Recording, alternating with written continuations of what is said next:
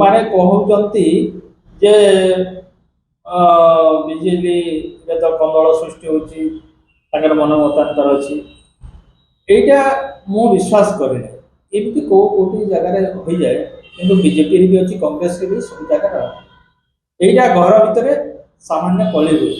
ତାହା ବୋଲିକିରି ଦଳ ଭାଙ୍ଗିଗଲା, ଆଜି ସରକାର ନାହିଁ ବୋଲିକିରି ଦଳ ତାର ବିଭାଜନ ସୃଷ୍ଟି ହେଇଛି, ଏଇଟା ମୁଁ କେବେ ବିଶ୍ୱାସ କରେ ନାହିଁ। ଆଗାମୀ ଦିନରେ ଦେଖିବେ ଆମର ପଞ୍ଚାୟତ ଇଲେକ୍ସନରେ ନିହାତି ଭାବରେ ବିଜୁ ଜନତା ଦଳ ବହୁତ ଭଲ କରିବ। ପୂର୍ବରୁ ଯେମିତି ସବୁ ଜିଲ୍ଲାରେ ଜିଲ୍ଲା ପରିଷଦ ଗଠନ କରିଥିଲା, ଏଇଥର ମଧ୍ୟ ଆମର ସବୁ ଜିଲ୍ଲାରେ ଜିଲ୍ଲା ପରିଷଦ ଗଠନ କରିବ।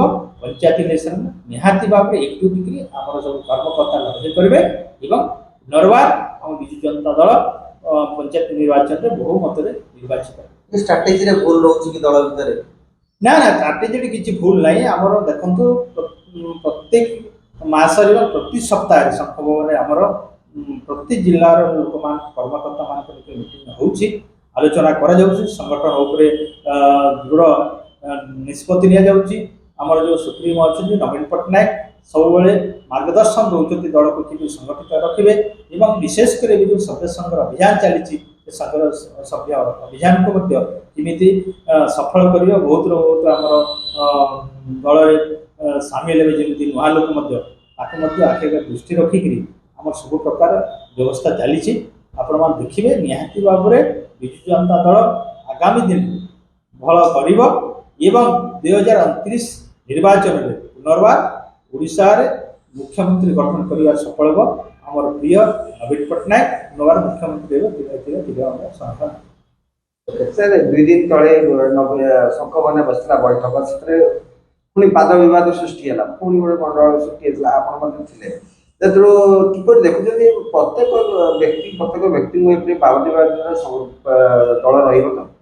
ନାଇଁ, ମୁଁ ତ ଯେ ସମୟରେ ଥିଲି ବାଦ ବିବାଦ ମୁଁ ଦେଖି ନାହିଁ, କିନ୍ତୁ ସଂଗଠନକୁ ମଜବୁତ କରିବା ପାଇଁ କିଏ ଯଦି ନିଜର ମତାମତ ଦିଏ, କୌଣସି ଜାଗାରେ ଗୋଟେ ଭୁଲ ହେଇଛି ତାକୁ ସଂଶୋଧନ କରିବା କିଏ ମତାମତ ଦିଅନ୍ତି, ଆଉ ତାକୁ ଯଦି ଆମେ ବାଦ ବିବାଦ କହିବା ତ ଠିକ୍ ହେବ। କିନ୍ତୁ ଦଳର କେମିତି ମଜବୁତ ହେବ ତାକୁ ନେଇକରି ବିଭିନ୍ନ ସମୀକ୍ଷା ହେଉଛି, ଆଲୋଚନା ହେଉଛି, ମତାମତ ଦେଉଛନ୍ତି ଆମ ଯେଉଁ କର୍ମକର୍ତ୍ତାମାନେ। ସେଟାକୁ ବାହାରେ କ'ଣ କୋଉ ରୂପ ଦେଉଛନ୍ତି ମୁଁ ବୁଝିପାରୁନାହିଁ, କିନ୍ତୁ ଆମେ ଯେତେବେଳେ ଯାଉଛୁ ବହୁତ ସୁନ୍ଦର ସଜେସନ ଦିଆଯାଉଛି। ପୁନର୍ବାର ଯେଉଁଠି ଆମର ଭୁଲ ହେଇଛି, ଗତ ନିର୍ବାଚନ ଆମେ ଯେମିତି ହାରିଲୁ, ସେ ପ୍ରକାର କେମିତି ଭୁଲ ଭଟକା ନ ହୁଏ, ଲୋକଙ୍କ ପାଖରେ ଆମେ ସବୁବେଳେ ଅଛୁ, ଆଗାମୀ ଦିନରେ ରହିବୁ ଏବଂ ଆମର ଭିତରେ ଯେଉଁ କୋର୍ଡିନେସନଟା କେଉଁଠି ଯଦି ମାନେ ଅଭାବ ରହୁଛି ତାକୁ କେମିତି ଆମେ ଠିକ୍ ଭାବରେ ସଜାଡ଼ିବା, ସେଇ ପ୍ରକାର ଆଲୋଚନା ହେଉଛି। ତାକୁ ଆମେ ବାଦ ବିବାଦ କରିବା ଠିକ୍ ହେବ। ସାର୍, ପୁରୀ ବିଧାୟକ ଆଉ ପୁରୀ ରାଜ୍ୟସଭା ଏମ୍ପି ମଧ୍ୟରେ ବାଦ ବିବାଦ ହେଲା, ଆଉ ଲେଖାଶ୍ରୀ ମ୍ୟାଡାମ କହିଲେ ଯେ ଫୋନ୍ ଆସିଲା ଆଉ ଏପରି ସଂଗଠନ ଆଉ ମିଟିଂ ହେଇପାରିବ।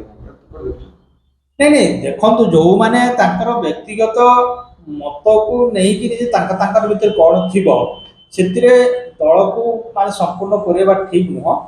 ତେଣୁ ଯାହା ବି ତାଙ୍କର ବ୍ୟକ୍ତିଗତ କଥା ସେଇଟା, ଯଦି ବ୍ୟକ୍ତିଗତ ସ୍ତରରେ ଯାହା ବି ଅଛି ସମସ୍ୟା କେବେ ତାଙ୍କ ଭିତରେ କିଛି ମନୋମାଳିନ୍ୟ ଅଛି, ତାକୁ ଆମର ଯେଉଁ ଶୀର୍ଷ ନେତୃତ୍ୱମାନେ ଅଛନ୍ତି ସେମାନେ ତାକୁ ନିହାତି ଭାବରେ ତାକୁ ସମାଧାନ କରିବା ପାଇଁ ବାଟ କରିଛନ୍ତି। ଆଉ ଏଥିରେ ଯେଉଁ ପୁରୀ କଥା କୁହନ୍ତୁ କିମ୍ବା ଆପଣ ଲେଖାଶ୍ରୀ ମ୍ୟାଡାମଙ୍କ କଥା କୁହନ୍ତୁ, ଏଥିରେ ଯଦି କିଛିଟା ତାଙ୍କର ମନ ଭିତରେ ଅଛି, ସେମାନେ କହିକରି ଖୋଲା କଥା କହିଛନ୍ତି, ସେଥିରେ ଆମର ସୁଧାରିବାରେ କିଛି ଅସୁବିଧା ନାହିଁ। ଆଉ ଖୁବ୍ ଶୀଘ୍ର ସେଟା ସମାଧାନ।